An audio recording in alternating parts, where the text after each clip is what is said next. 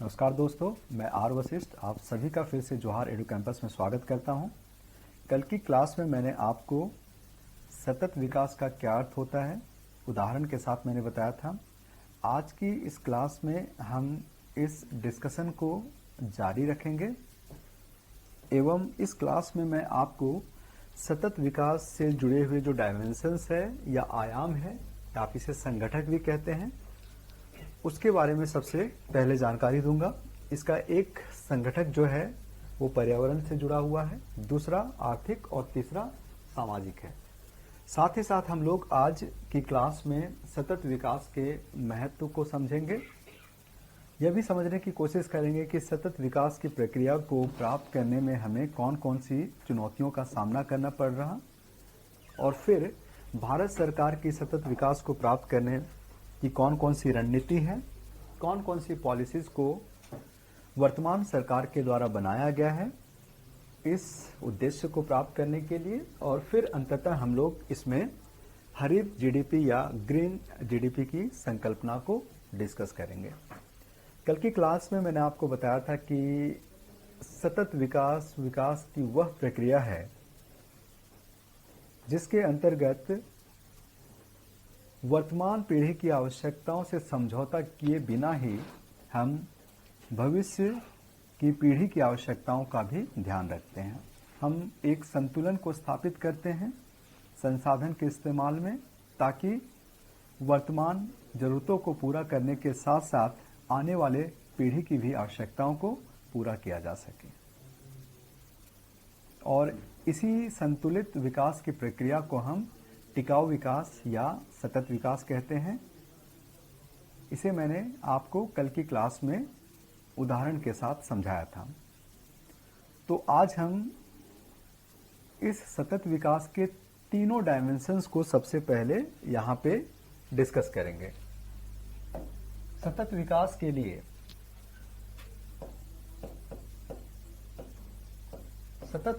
के लिए हमें तीन अलग अलग एरियाज पर काम करने की आवश्यकता है। हमें पर्यावरण संबंधी चिंताओं को भी डिस्कस करना है,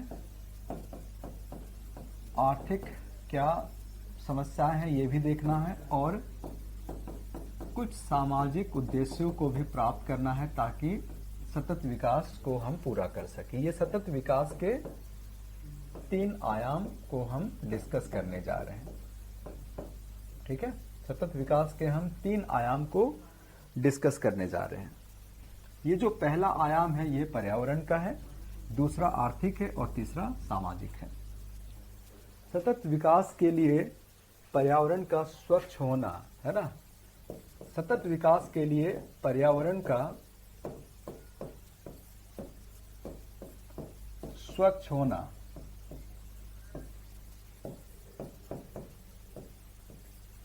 आवश्यक है।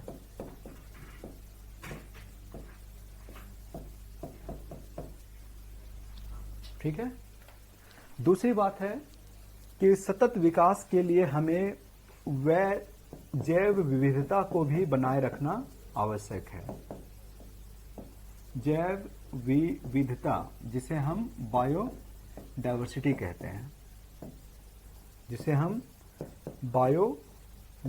कहते हैं, इसे भी बनाए रखना जरूरी है। और पर्यावरण हमारा स्वस्थ रहे, स्वच्छ रहे, ताकि सतत विकास होता रहे। इसके लिए जरूरी है कि हम जल संसाधन एवं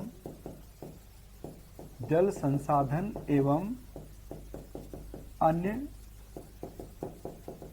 संसाधनों को संरक्षित करें।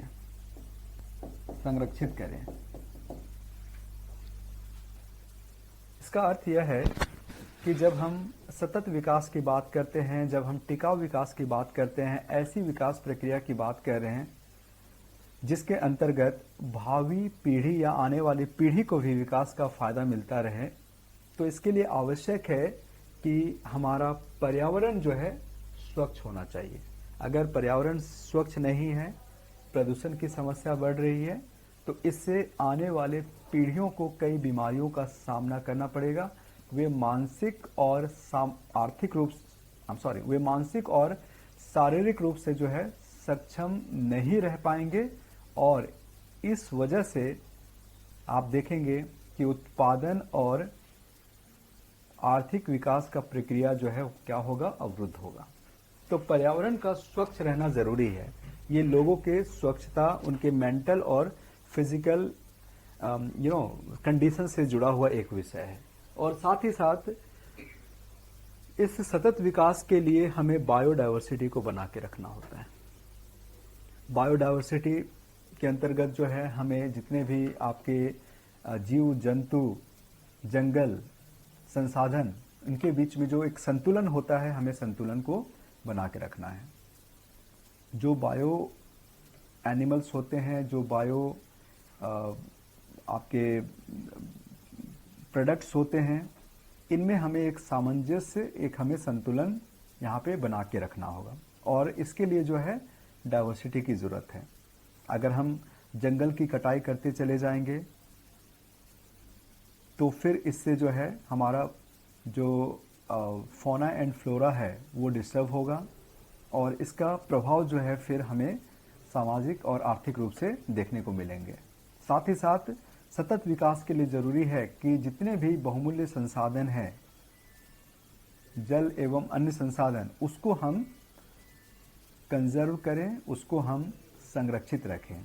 तभी जाकर हम धारणीय विकास की बात कर सकते हैं, विकास के उस प्रक्रिया को अपना सकते हैं जिसके अंतर्गत जो है हम अपने नीड्स को फुलफिल करने के साथ साथ जो है आने वाले पीढ़ियों के भी नीड्स को हम फुलफिल कर पाएंगे।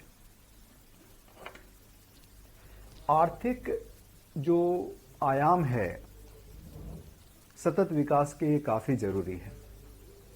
हमें नेचुरल रिसोर्सेज जो है वो प्राकृतिक रूप से मिला हुआ है, हमें एक वातावरण मिला हुआ है, लेकिन इसमें जो मानव क्रियाएं हैं, ह्यूमन एक्टिविटीज है, उसका क्या प्रभाव पड़ता है, ये भी हमें देखने की आवश्यकता है। हम आज ये देख रहे हैं कि आर्थिक विकास या वृद्धि को प्राप्त करने के लिए हम ज्यादा से ज्यादा अपने संसाधनों का दोहन कर रहे हैं, है ना। अत्यधिक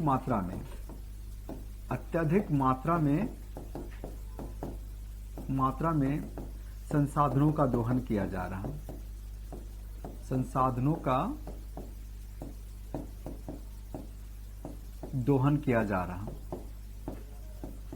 है ना, किया जा रहा।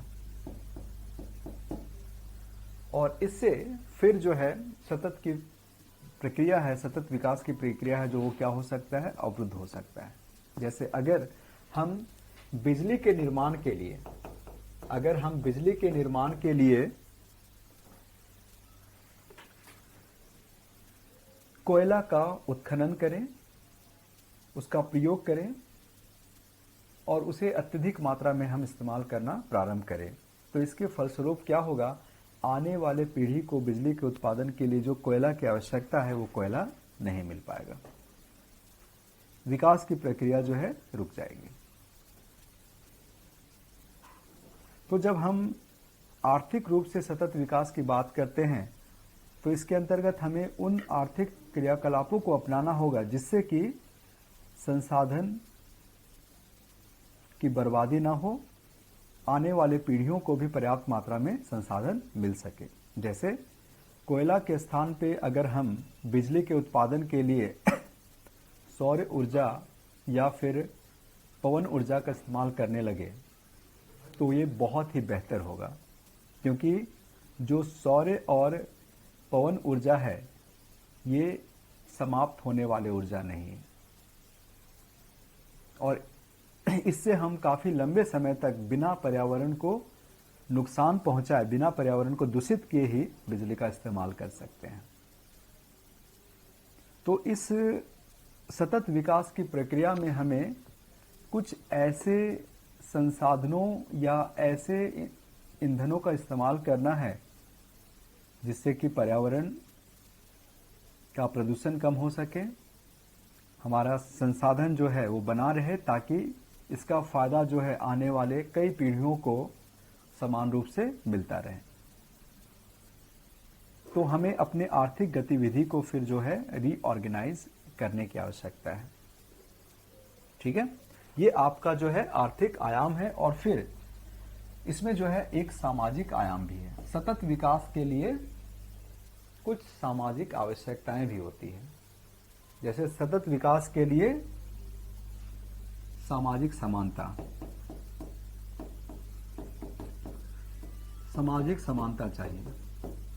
अगर समाज में समानता नहीं है, खासकर हम आर्थिक समानता की बात करें, है ना, अगर समाज में समानता नहीं है, कुछ लोग जो है राष्ट्रीय आय का एक बहुत बड़ा हिस्सा को लिए हुए बैठे हैं और ज़्यादातर लोग जो है गरीबी में अपना जीवन को यापन कर रहे हैं, तो फिर कुछ समय के बाद जो है टकराव की स्थिति उत्पन्न होना प्रारंभ हो जाता है। हमें सामाजिक और आर्थिक एक रिफ्ट या दरार अर्थव्यवस्था में देखने को मिलता है। कॉन्फ्लिक्ट जो है पूंजीपति वर्ग और वर्किंग क्लास के बीच जो होता है, वे पूरे सिस्टम को जो है वो अवरुद्ध करता है।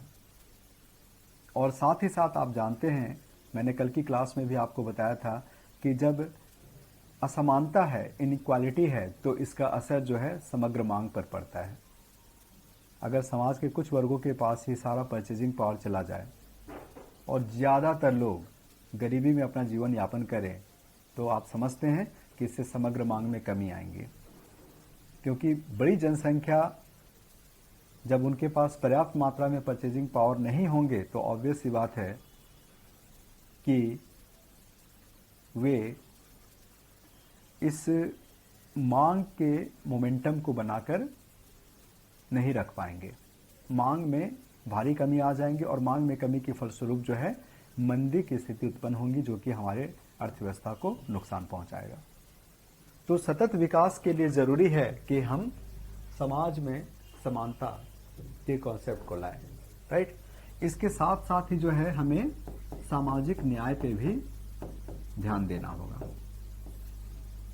सामाजिक न्याय, इसे हम सोशल जस्टिस कहते हैं, इसे हम सोशल जस्टिस कहते हैं।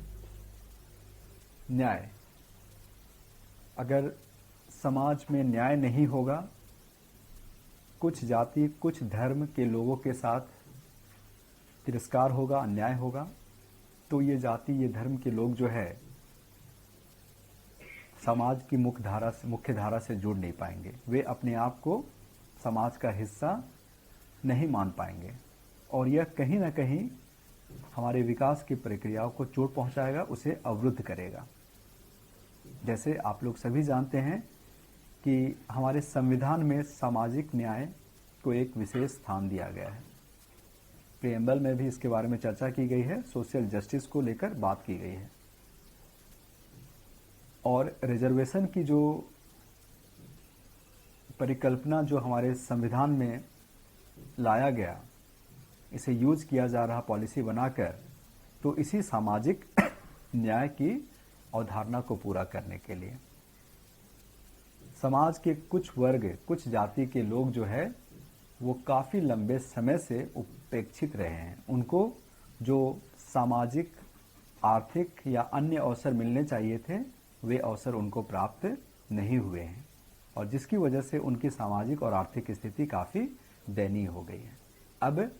अब इस डेमोक्रेटिक कंट्री में ज़रूरी है कि हम ऐसे लोगों को सामाजिक न्याय दिलाएं और उन्हें भी हम आगे आने का एक मौका प्रदान करें, उनको भी हम अपनी मुख्य धारा से जोड़ें।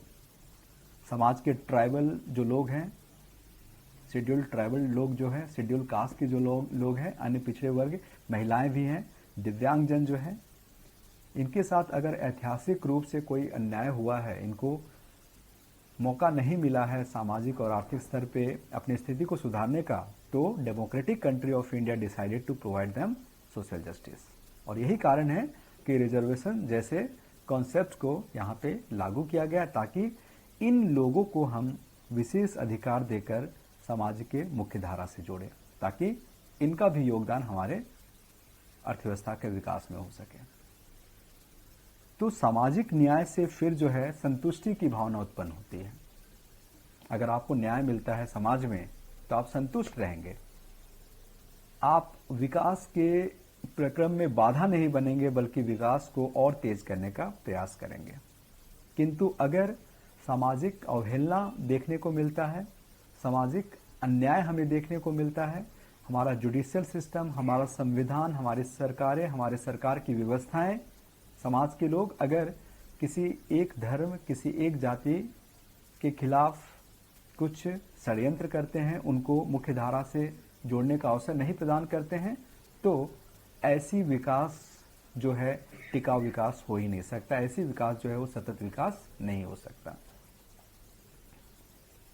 तो हमें यह देखना है कि समाज में न्याय के लिए जो है उचित प्रावधान किए गए हैं। संवैधानिक, कानूनी और संस्थागत तौर पर भी, प्रशासनिक तौर पर भी जो है सामाजिक न्याय को प्राप्त करने के लिए यहाँ पे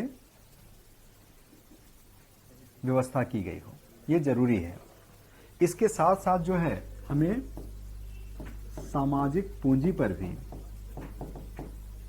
सोशल कैपिटल है ना, सामाजिक पूंजी पर भी हमें ध्यान देना होगा। सोशल कैपिटल में कई चीज आते हैं, इसमें एक तो मानव संसाधन भी आता है, इसमें मानव संसाधन आता है और साथ साथ कई सामाजिक परिसंपत्तियां आती हैं, जैसे आपका स्कूल, कॉलेज, सामुदायिक भवन, ये सारे जो हैं आपके सोशल एसेट्स हैं, सोशल कैपिटल हैं।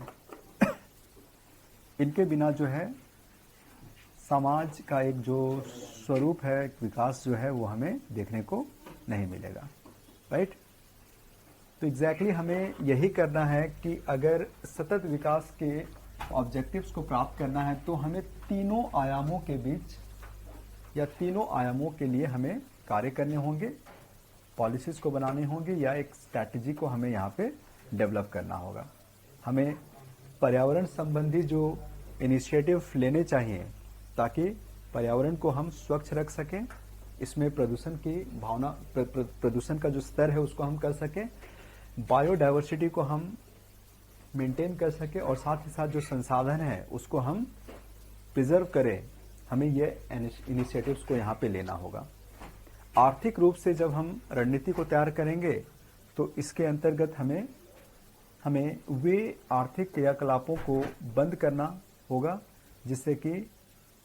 जिससे कि भावी पीढ़ी को संसाधन के प्रयोग में जो है दिक्कतें आए या कमी आए, या फिर ऐसी आर्थिक गतिविधियों को हमें कम करना होगा जिसके फलस्वरूप जो है पर्यावरण का नुकसान हो रहा है या हम ज़्यादा से ज़्यादा अपने आर्थिक संसाधनों का दोहन कर रहे हैं, उसकी बर्बादी कर रहे हैं।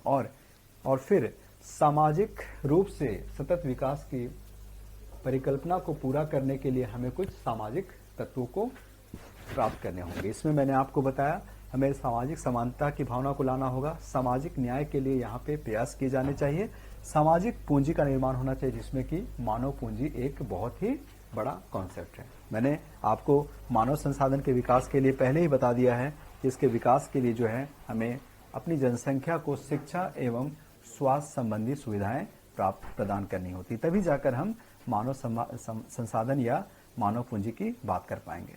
तो इनके तीनों आयाम जो है महत्वपूर्ण है सतत विकास की उद्देश्य को प्राप्त करने के लिए। अगर हम यह चाहते हैं कि विकास की प्रक्रिया एक लंबे समय तक चले ताकि वर्तमान पीढ़ियों की आवश्यकता को ध्यान में रखने के साथ साथ हम आने वाली पीढ़ियों की आवश्यकता को ध्यान में रख सके, तो इसके लिए हमें इन तीनों पिलर्स पे काम करना होगा। और यही कारण है कि इन तीनों चीजों को सतत विकास का स्तंभ माना जाता है ना। इसे सतत विकास का क्या कहा गया, स्तंभ कहा गया है।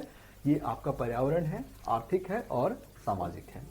तो पिछली क्लास में मैंने आपको जब अर्थ और इसके उदाहरण बताए थे कि क्या क्या इसके उदाहरण हैं सतत विकास के, तो उसमें आपको समझ में आ गया होगा कि हम कई ऐसे पर्यावरण संबंधी कदम उठाते हैं, कई ऐसे आर्थिक और सामाजिक नियम और रणनीति तैयार की जाती है जिससे कि हम विकास की प्रक्रिया को टिकाऊ बना सके और इन दो जनरेशन्स के इकोनॉमिक और सोशल नीड्स के बीच हम एक बैलेंस को क्रिएट करेंगे. So how this balance has to be created? This is created by ensuring the optimum and efficient use of resources. We have to ensure that there is no wastage of resources. क्योंकि अगर हम resources का wastage करेंगे then it's going to have impact on the use of future generation, है ना. उसका impact जो होगा वो future generations के use के ऊपर आएगा and that's going to obstacle the process of growth and development that may require for that kind of generation.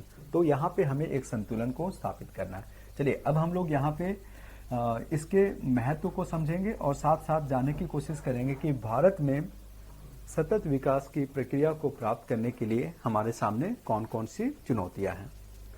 तो सबसे पहले हम लोग सतत विकास के महत्व को समझते हैं. इसके महत्व को समझते हैं कि सतत विकास या टिकाऊ विकास क्यों जरूरी है. सतत विकास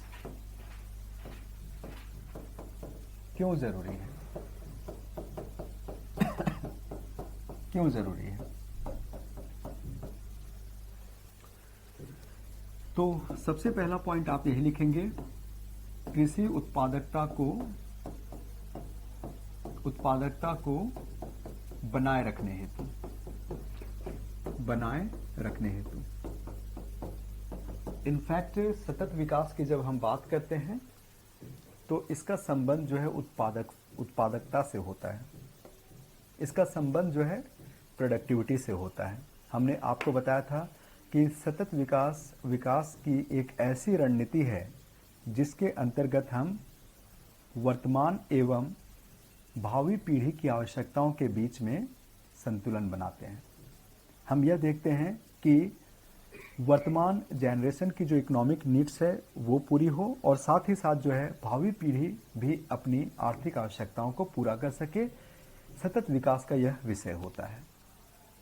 और यदि हम वर्तमान पीढ़ी की आवश्यकताओं के साथ साथ यह भी सुनिश्चित करना चाहते हैं कि भविष्य में जो आने वाली पीढ़ी है वे भी अपनी आर्थिक आवश्यकताओं को पूरा कर सके, तो हमें प्रोडक्टिविटी या उत्पादकता को क्या करना होगा? मेंटेन करना होगा. अगर हम उत्पादकता को मेंटेन नहीं कर पा रहे हैं और उत्पादकता कम होती जा रही है, जैसे मान लो कि खाद्यान्नों की उत्पादकता, आज विश्व की जनसंख्या जो है 8 अरब से ज्यादा हो चुकी है ना. विश्व की जनसंख्या बढ़ती जा रही है, 7-8 अरब पहुंच चुकी है और आने वाले समय में देखिए जनसंख्या जो है बढ़ता चला जाएगा. तो ज्यादा से ज्यादा लोगों को पर्याप्त मात्रा में खाद्यान्न मिल सके, इसके लिए हमें उत्पादकता पे ध्यान देना होगा. अगर हम उत्पादकता यानी प्रोडक्टिविटी को नहीं बढ़ाते हैं तो हम सतत विकास की संकल्पना को प्राप्त नहीं कर पाएंगे. इसका कारण यह होगा कि आने वाले पीढ़ियों को पर्याप्त और पौष्टिक भोजन जो नहीं मिल पाएंगे, कार्यबल जो है वो आपका सक्षम नहीं होगा शारीरिक और मानसिक रूप से, और ये विकास की प्रक्रिया को अवरुद्ध करेगा, विकास की प्रक्रिया को पटरी से नीचे लाकर खड़ा कर देगा. गरीबी और बेरोजगारी में वृद्धि होंगी यहाँ पे. तो खाद्यान्न की जो आवश्यकता है मूलभूत आवश्यकता है, इसके बिना हम लाइफ की कल्पना नहीं कर सकते. इसके बिना हम जो है विकास के मोमेंटम को जो है हम जारी नहीं रख सकते हैं.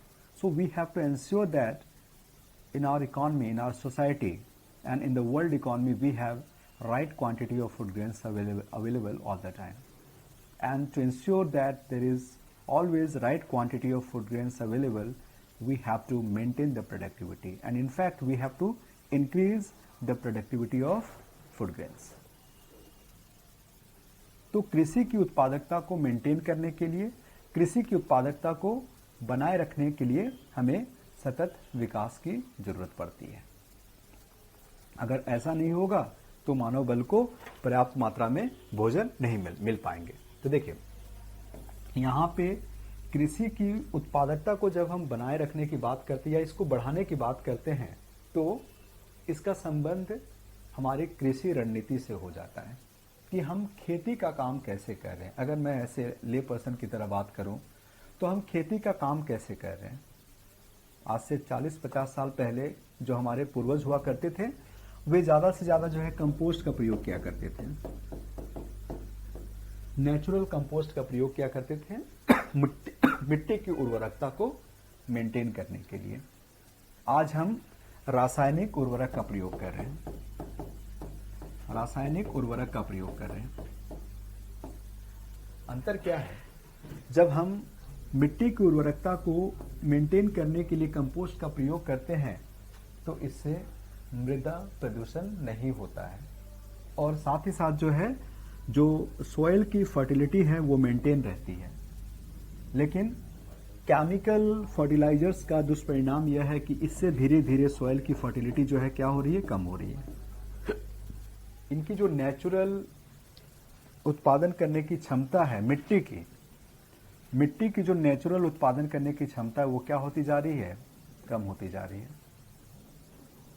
क्यों? क्योंकि हम केमिकल्स या रासायनिक उर्वरक का ज़्यादा से ज़्यादा इस्तेमाल कर रहे हैं। और अगर इसी प्रक्रिया को हम जारी रखते हैं कि हम कंपोस्ट के स्थान पे जो है बहुत ही ज़्यादा रासायनिक उर्वरक का प्रयोग करें, तो आने वाले समय में मिट्टी की जो उत्पादकता है वो पूरी तरीके से क्या हो जाएगी, प्रभावित होगी। और इसके फलस्वरूप जो है फिर आप देखेंगे कि उत्पादन का स्तर जो है भारी मात्रा में कम होगा और भावी पीढ़ी को जो है पर्याप्त मात्रा में भोजन नहीं मिल पाएंगे, क्योंकि हमने ग्रोथ का एक ऐसे मॉडल को अडॉप्ट किया है जिसमें कि हम रासायनिक चीज़ों का ज़्यादा इस्तेमाल कर रहे हैं। इससे सॉइल की फर्टिलिटी जो है वो क्या हो जा रही है, कम हो जा रही है।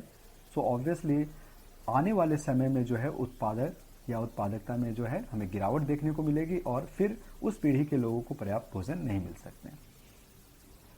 तो जब हम यहाँ पे सतत विकास क्यों जरूरी है इसकी बात करते हैं तो हमें सबसे पहले पॉइंट को यही लिखना है कि सतत विकास इसलिए जरूरी है ताकि हम कृषि की उत्पादकता को बनाए रखें, क्योंकि सतत विकास के लिए रासायनिक उर्वरक का कम प्रयोग किया जाता है, कंपोस्ट या ऑर्गेनिक चीजों का इस्तेमाल जो है ज्यादा किया जाता है।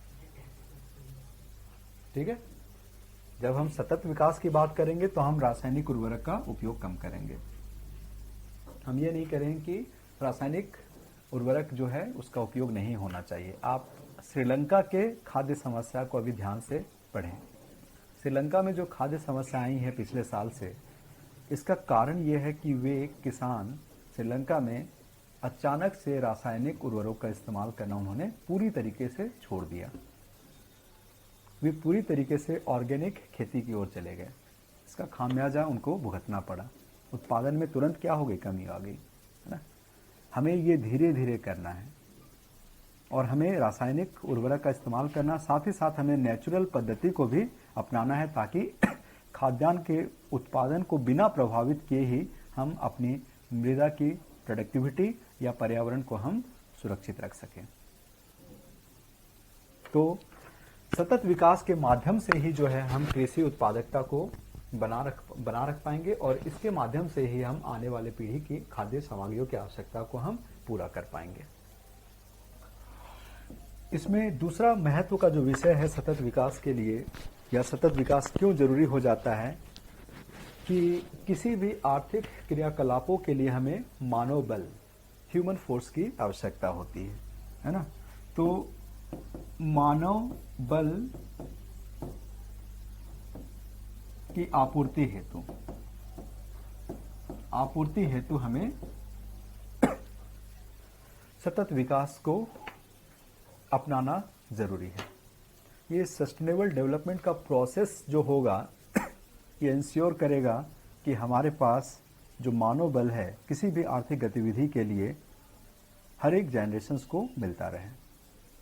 अगर सतत विकास नहीं है और लोग प्रदूषण की वजह से बीमार पड़ रहे हैं, कई स्वास्थ्य संबंधी समस्याएं उनके सामने है, तो एक समाज का बड़ा वर्ग जिनको कामों में संलिप्त होना चाहिए था, जिनको उत्पादन में संलिप्त होना चाहिए, वे उत्पादन की प्रक्रिया से बाहर रहेंगे, क्योंकि वे शारीरिक रूप से सक्षम नहीं होंगे काम करने के लिए। और इससे फिर जो है उत्पादन की प्रक्रिया क्या होगी, प्रभावित होगी। आज हमें एग्रीकल्चर सेक्टर में लेबर की जरूरत पड़ती है, इंडस्ट्रीज में हमें लेबर चाहिए, सर्विस सेक्टर में हमें लेबर चाहिए, हमें सभी तरह की लेबर की आवश्यकता होती है, स्किल्ड, अनस्किल्ड और highly skilled. Every kind of labour force is required for the sake of growth and development in all the sectors of the economy, right? And the process of development remains continuous till the time there is abundant supply of labor force. But if the supply of labor force is affected due to a variety of reasons, then that is going to affect the process of growth and development in particular sector of the economy. और ऐसा ना हो इसलिए हमें ensure करना होगा कि हमारे लोग जो हैं सुरक्षित रहें, उनको प्रदूषण का सामना ना करना पड़े और प्रदूषण संबंधित जो बीमारियां होती है उससे वे बचा रहें। तो जब सतत विकास हम करेंगे जब हम सतत विकास करेंगे यानी विकास की उस प्रक्रियाओं को अपनाएंगे जिसमें वर्तमान और भावी दोनों पीढ़ियों की आवश्यकताओं को ध्यान में रखा गया है, तो अब हम अपने पर्यावरण को कम दूषित करेंगे, है ना? पोल्यूशन का जो स्तर होगा वो क्या होगा, कम होगा। पोल्यूशन के स्तर कम होने की वजह से एयर क्वालिटी इंप्रूव होगी। आज दिल्ली जैसे महानगरों में आप देखेंगे ज़्यादातर लोगों में श्वास संबंधी समस्याएं हैं, उनमें दमा की प्रॉब्लम हो सकती है या उनका लंग्स जो है उतना स्ट्रांग नहीं है। जैसे एम्स का एक रिपोर्ट कहता है कि दिल्ली में जो बच्चे पैदा होते हैं, है ना, उसमें से करीब 70% बच्चों में जो है लंग्स संबंधी समस्याएं होती हैं, क्योंकि यहाँ पे पोल्यूशन का लेवल जो है बहुत ज़्यादा है। तो इस परिवेश में जो बच्चे जन्म होंगे उनकी लंग्स संबंधी समस्याएं होंगी और ये फिर बाद में जाकर जो है हमारी कार्यबल को कमजोर बनाएगा, इससे आर्थिक विकास संभव नहीं हो पाएगा। तो हम सतत विकास की प्रक्रिया को अपनाकर जब हम प्रदूषण को कम करेंगे, एयर क्वालिटी को इम्प्रूव करेंगे, ड्रिंकिंग वाटर पे हम ध्यान देंगे, सैनिटेशंस पे हम ध्यान देंगे, तो आने वाले भावी पीढ़ी को भी पर्याप्त मात्रा में जो कार्यबल चाहिए, कुशल और मजबूत कार्यबल चाहिए, वो मिलता रहेगा and momentum of growth and development will remain continuous. तो हमें सतत विकास की जरूरत है ताकि मानव बल की आपूर्ति जो है भावी पीढ़ी को भी प्राप्त होता रहे और विकास का काम जो है अवरुद्ध ना हो। और फिर सतत विकास की क्यों जरूरत है, मैंने 2 पॉइंट्स अब तक बताया। उत्पादकता को बढ़ाने के लिए या कृषि उत्पादकता को बनाए रखने हेतु हमें सतत विकास चाहिए। हमें सतत विकास की आवश्यकता होती है मानव बल की आपूर्ति हेतु। और फिर आप लिखेंगे सतत विकास की आवश्यकता है हमें जलवायु प्रबंधन हेतु, है ना? हमें अपने जलवायु के प्रबंधन हेतु जो है सतत विकास की आवश्यकता होती है, अपने क्लाइमेट को मैनेज करने के लिए। क्लाइमेट चेंज जो है अभी एक बहुत ही जो है आपका ज्वलनशील जो है आपका टॉपिक है। कि मैंने आपको पिछली क्लास में भी बताया था कि अर्थ का टेम्परेचर जो है वो बढ़ता चला जा रहा है ना? अर्थ का टेम्परेचर बढ़ने से जलवायु में परिवर्तन आ रहा है, क्लाइमेटिक चेंज हमें देखने को मिल रहे हैं। और अर्थ का टेम्परेचर जैसे जैसे बढ़ता है, हमने आपको बताया था ग्लेशियर जो है पिघलने लगता है, और ग्लेशियर पिघलने की वजह से जो बर्फ के पहाड़ होते हैं वो पिघलने की वजह से जो है समुद्री जल का स्तर क्या होगा, बढ़ेगा। समुद्री जल का स्तर जब बढ़ेंगे तो सबसे पहले प्रभावित होंगे आइलैंड्स, जो लोग आइलैंड्स में रह रहे हैं। आइलैंड्स में रहने वाले लोग जो है समुद्रों से घिरे होते हैं। जैसे मैंने आपको पिछली क्लास में बताया था कि फिलीपींस है आपका, देन मकाऊ है, बहुत सारे कंट्रीज है जो आइलैंड है, चारों तरफ से समुद्र से घिरे हुए हैं। और अगर जल का स्तर जो है बढ़ने लगे, बर्फ के पिघलने की वजह से समुद्री जल का स्तर